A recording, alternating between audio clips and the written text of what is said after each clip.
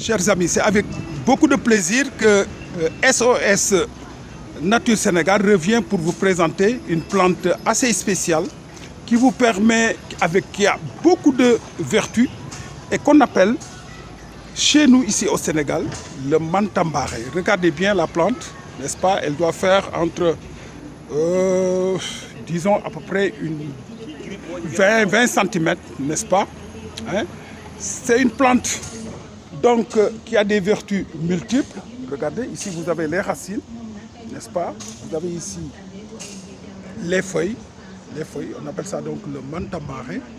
Hein? Et en français, c'est le nom scientifique, c'est le Cassia occidentalis, qu'on appelle également le café nègre. Donc c'est une plante assez spéciale que l'on trouve, disons, de moins en moins dans les espaces, n'est-ce pas, herbacés, parce que tout simplement, les populations l'utilisent pour ses vertus, notamment contre le palu, mais également contre la grippe, la blénorragie, les maux de ventre.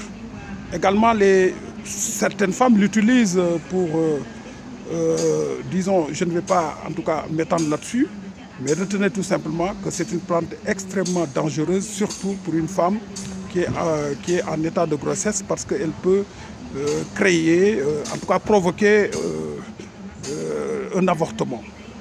Donc, en plus de ses vertus, c'est donc une plante également qu'on utilise, n'est-ce pas, pour ses vertus contre la toux, hein, pour soigner la toux. Hein. Donc, spécialement pour vous, nous l'avons ici pour vous la montrer, pour que vous puissiez la reconnaître, parce qu'ils sont nombreux. Hein. Les gens qui pensent que le mantambaré, c'est une plante qu'on peut reconnaître facilement, mais ce n'est pas facile du tout. Il faut bien la regarder pour bien, parce qu'on la voit rarement maintenant. Il faut aller dans les jardins pour en trouver, alors qu'auparavant, c'était une plante sauvage qu'on pouvait retrouver dans disons, dans tous les espaces herbacés, hein, mais de moins en moins. Regardez ici. Alors, quelles sont ces... Donc, je viens de vous citer un peu les vertus en français. Maintenant, en wolof.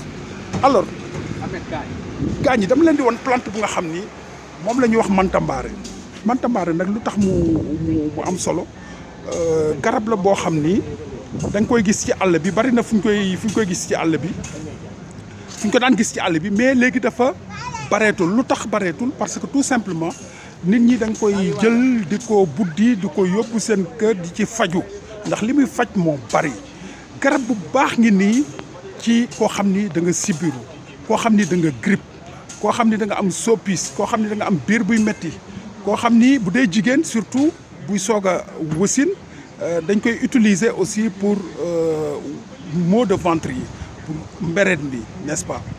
Donc muy garab gu baax na également ci koo xam ni da ngay sëqat, même bu yaram buy metti mantambaré moo ci gaaw.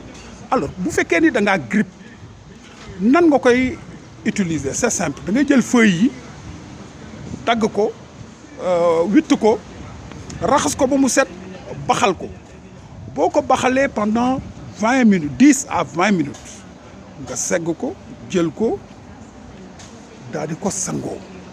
am na nag ñoo xam ni balaa ñu ci sangu dañ ciy tibb ak seen loxo naan ci, wala ñu naan ci benn kaas. waaye lu ma leen ti mën ta xam moom mooy noo koy utiliser, il faut beaucoup faire attention par rapport aux doses. Doses yi moom il faut beaucoup faire attention, parce que c'est une plante qui peut être très toxique si on ne respecte pas les doses prescrites. moo tax boo koy jël nga war ci def attention. Alors baax na aussi ci ki nga xam ni dafay bëgg a muslu ci cat ak li ñuy wax ci bët. Alors bu boobaa nooy def? da ngay dagg ci lii ngeen gis nii mooy reen bi, boo ko daggee mooy lu ñuul lii nga jël ko daal di ko dagg juróom-ñaari yoon, def ko takk ko sa ndigg. boo ko defee incha allah lépp loo xam ni cat la ak borom bët yi daañu la sore. moo tax ma wax leen ni mantambaré donc garab bu baax la. moo tax d'ailleurs odeur bi bu ngeen xoolee elle est un peu repoussante am na ñoo xam ne aussi dañuy jël reen bi dagg ko takk ko seen buntu kër ndax borom bët yi ak ñi nga xam ni ñoom ñooy ñiy dox guddi bañ leen a sonal donc lii mooy manta mare. Alors utilisation bi donc pour l'utiliser c'est très simple, hein. On peut l'utiliser en macération comme en infusion, hein. Vous faites bouillir, hein, vous récupérez les feuilles, vous les faites bouillir pendant 10 à 15 minutes, vous laissez tiédir, vous laissez donc reposer, vous laissez tiédir, puis après vous faites votre bain avec.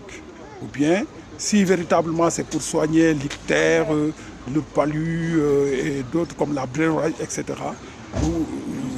Il faut recueillir, n'est-ce pas, la boisson et prendre un verre chaque matin, prendre un verre le matin